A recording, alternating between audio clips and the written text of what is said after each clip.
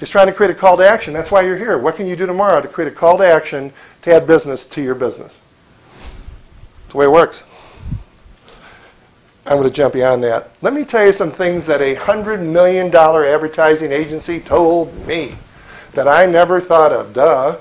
Okay, red envelopes are the most powerful envelopes in the marketing world. I didn't know that. They're good. They're powerful.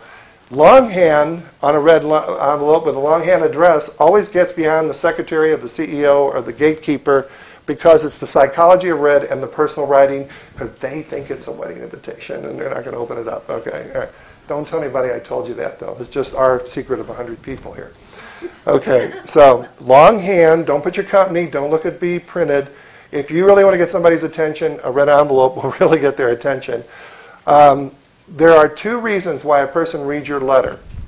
If you're going to write some sales letters tomorrow, I want you to really think about this. It's called selling to Vito, very important top officers, selling to people. Two reasons they're going to read it. The first sentence and the PS.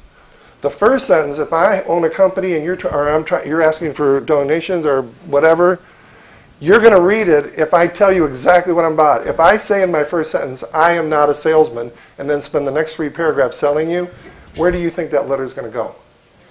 We call it the read and toss mentality, right? You get it. The second most empowered place on a letter is the PS. The PS. PS, I'm calling you tomorrow at 3 p.m. to see if we can get together.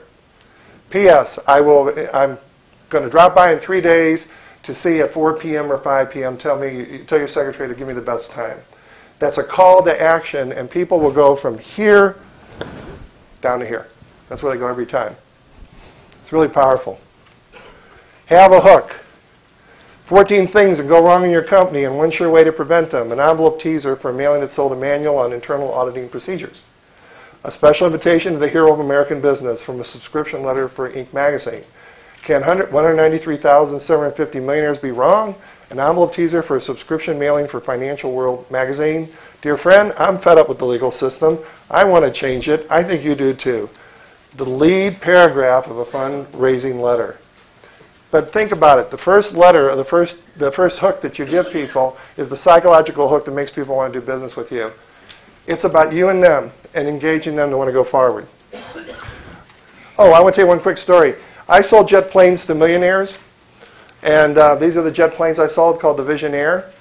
And they were $1.5 million, which, by the way, for a 6-seater jet with a head or a bathroom and a 2 flyby wheel is a pretty good deal. And I was brought in the 11th hour when the company had a flaw in the design of the jet airplane. And my job was to introduce millionaires to this plane. And they'd had 150 orders, and they'd lost 100 orders because they couldn't correct the problem and would not correct the problem until they finally just went under. And I brought in about 5 millionaires who didn't break a sweat at putting $100,000 down on a $1.2 million investment. Why they didn't succeed is because when there was a problem, they didn't fix it. And people are too smart for that.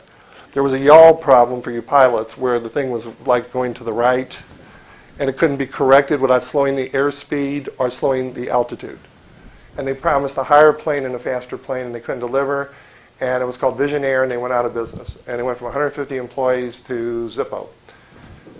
Okay, so if you promise somebody something, you got to deliver it.